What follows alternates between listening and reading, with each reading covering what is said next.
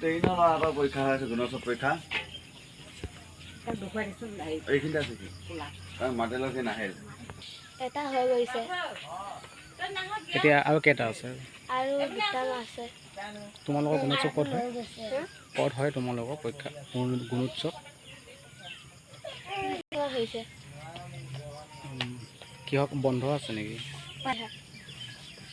MV স্কুলত পঢ়ো তাত গুণোৎসৱ পৰীক্ষা হৈছে বানপানীৰ কাৰণে বন্ধ হৈ আছে তাত বিলমুখ প্ৰাথমিক বিদ্যালয়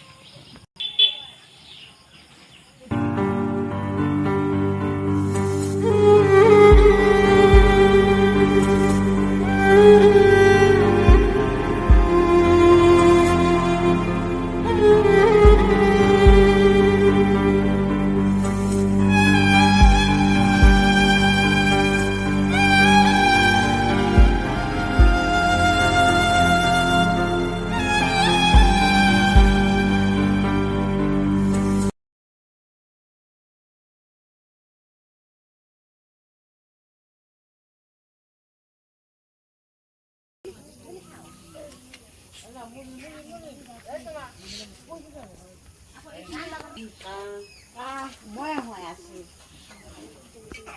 পানী পোৱা বেয়া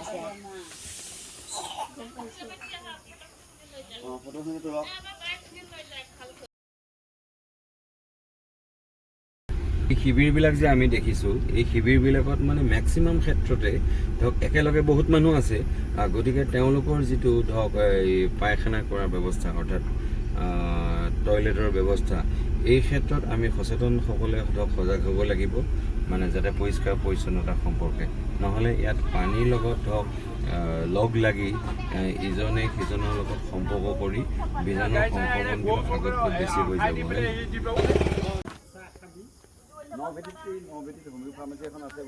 এই এখেতে দেখা দেখা লাগিছে এইটো পাইছে আচ্ছা কথা এটা খালি কৈ যাওঁ কথাটো কৈ দিওঁ আচ্ছা এতিয়া বানপানী হৈ আছে সকলোৱেতো গম পায় সকলোৰে কাৰণে এইখিনি সংকটপূৰ্ণ সময়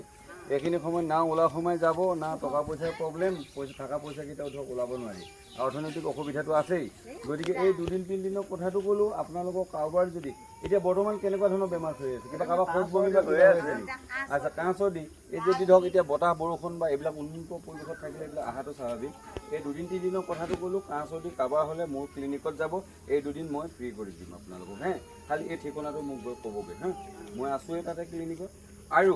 বিশেষকৈ যাতে শৌচ বমি নহয় আপোনালোকে সাৱধান থাকিব যদি হয় আমাক জনাব আমাৰ ঊৰ্ধ্বতম কৰ্তৃপক্ষক জনাব বিশেষকৈ এজন দুজনৰ হ'লেতো বাকীবিলাকো হৈ যাব বস্তু চস্তু যাতে আপোনালোকে ঢাকি থয় এইটোৰ ওপৰত নজৰ ৰাখিব আৰু পনীয়া বস্তুবিলাক বেছিকৈ খাব এই যে পানী চানীবিলাক নে চবটোতো গমেই পায় আপোনালোকে উতলাই গৰম পানী খাব মানে উতলাই খাবই লাগিব দেখাততো আপোনালোকে সদায় ইয়াৰ পানী খাই থাকে একোৱেই নহয় কিন্তু এতিয়া ছিজনটো ঠিক নহয় গতিকে পানীটো উতলাই খাব সৰু ল'ৰা ছোৱালী নজৰ ৰাখিব পানী পেলাইব কিবা কিবিটো চবেই জানা কথা আৰু বিশেষকৈ আমাৰ ধৰক কোনোবা যদি বেছি বৃদ্ধ মানুহ আছে তেওঁলোকক বেছি গুৰুত্ব দিব লাগিব এইখিনি মই জাষ্ট ক'লোঁ যে এইকেইদিনত কিবা যদি তেনেকুৱা কাৰোবাৰ বেমাৰ আজাৰ বিশেষকৈ এই যে শৌচ বমি বা তেনেকুৱা হ'লে আমাৰ নজৰত আনিব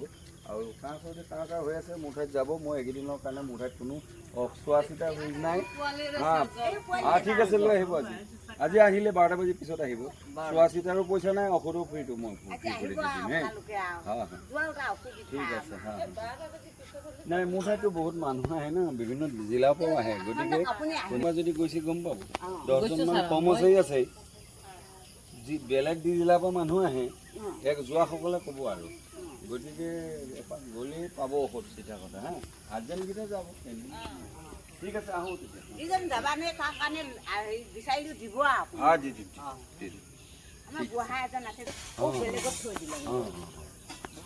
বুঢ়াজনৰ কাৰণে মই আনিব লাগিব আৰু ল'ৰা এজনৰ অসুখ হৈ আছে চৰ্দি ইয়াত আহাতে কোনোবা এজন গ'লে মোক